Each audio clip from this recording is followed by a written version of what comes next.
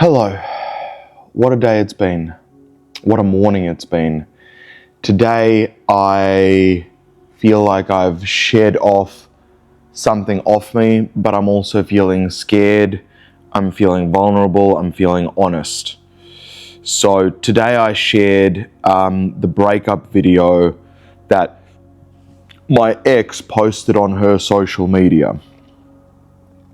Now, granted, she posted this a couple of days after we broke up, and she may or may not have been intoxicated. But she's very clearly spoken, and the intoxication wasn't huge. It was just anyway, I probably shouldn't release that here. But point is like her mind was relatively clear, but because of the intoxication, she was able to be very eloquent in her speech. But it's a breakup video of going through everything that why we broke up, and it's been interesting to confront that before things got messy afterwards, the breakup happened because within the relationship she had chronic anxiety and insecurity, and there was this thing that she wasn't enough. In the way that I showed care, whenever she would have a problem, instead of not listening to it, which she's used to, or being like, yeah, whatever, sucks to be you, babe, or whatever it is, I'd be like, oh, that's an easy fix. That's an easy fix. I'd go find the solution, or she'd be like, I struggle to pay attention, and I'd be like, all right, well, here's how I've learned to pay attention, or here's how I've learned stuff in business.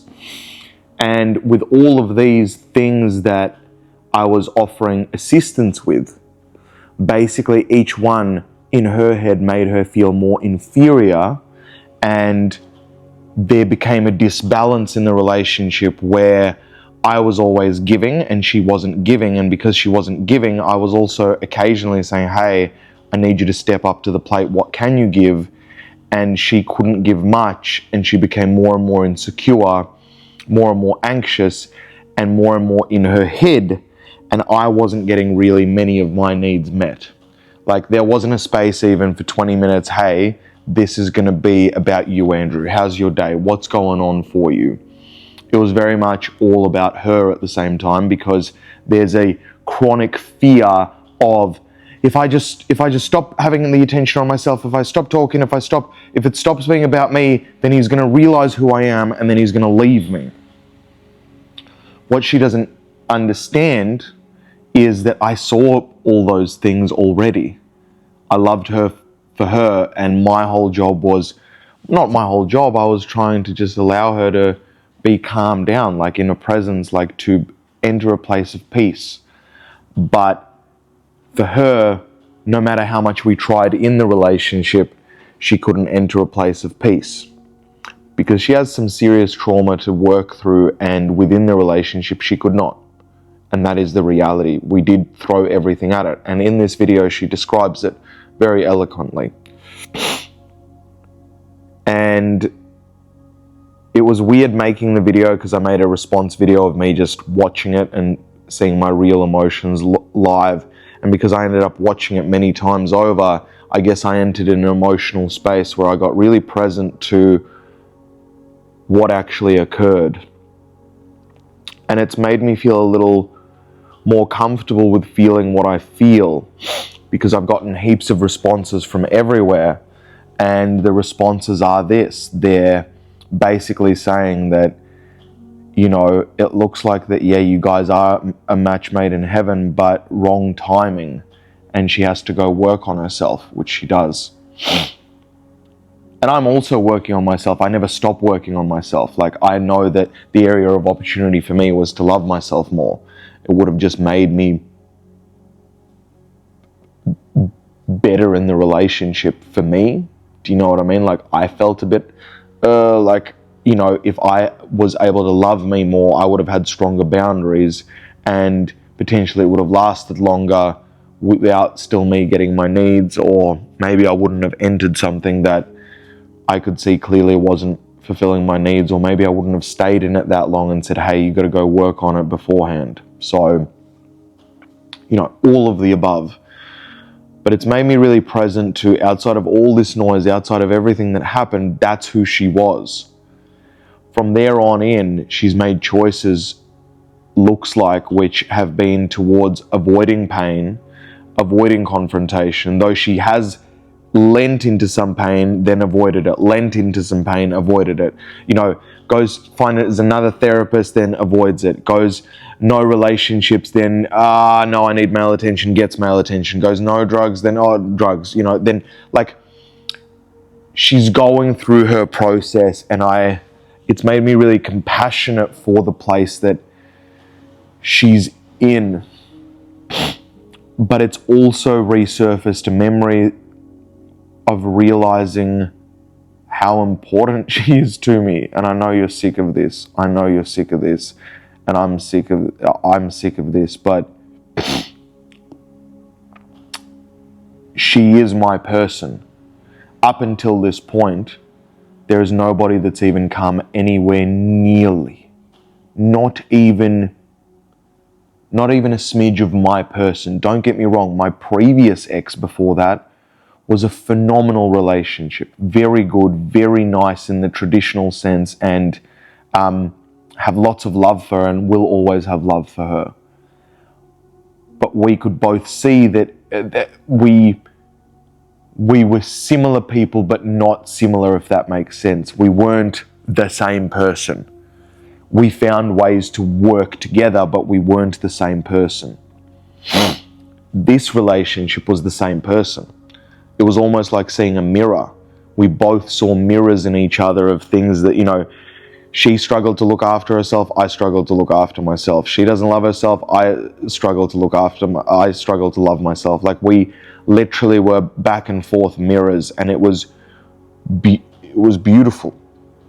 It was beautiful. So I'm stuck in a place now where this is my person. It's made me, like, I can't forget about that. That is not, and it's not a choice that I would like to forget about it, but it's also made me compassionate to myself, because no wonder I've been going through such a sad time. I have been fearful, deathly fearful, that my person, my human on this planet is going to take the route of not healing, and instead, specifically through substances, or who knows, maybe substances, another relationship, and now I have a child.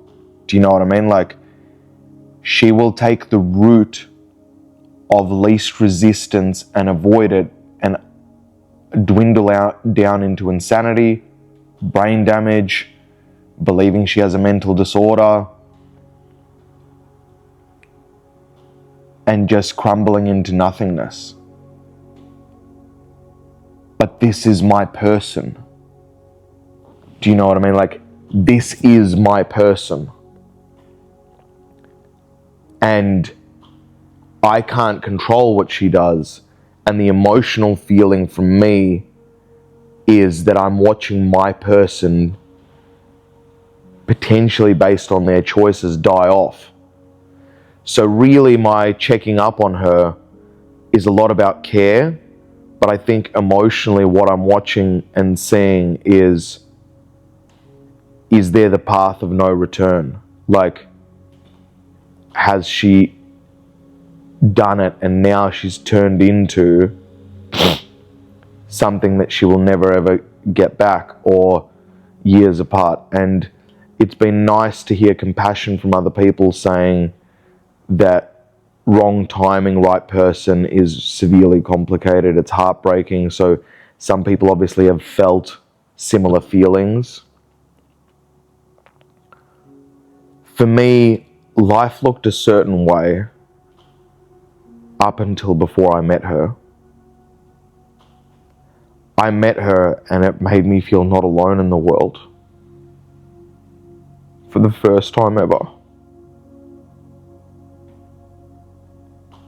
And I've felt love for a lot of humans. I've felt like I'm not a one relation, like I've been in relationships. I've been with, I think I've I've bedded 20 to 40 women. I've dated 10 to 15 women. I've been in 4 or 5 long-term relationships, one really long one. Like, I am not a novice. This wasn't anywhere close to anything that existed before. It made me feel not alone in the world. And I know that wasn't manipulation. It wasn't her manipulation. It wasn't my manipulation. It was real. It wasn't the age gap. It wasn't, and I have all this noise in my head that it was like, oh, every man feels that in an age gap. It's like, wow, she's my soulmate. She has so much energy. No. It's made me really, really, really, really be here. That is my human.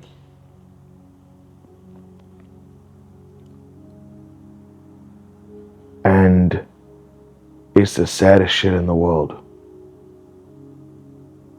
It's the saddest shit in the world. So, that is what has transpired, and that literally happened this morning.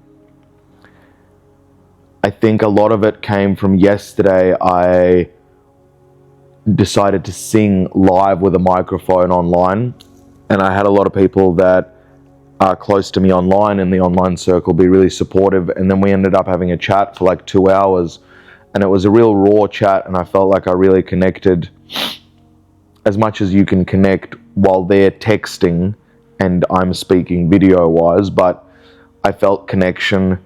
And then we decided yesterday that I was going to put this up, and then I've put it up, and now I'm worried, what if she sees it, and what if she gets mad?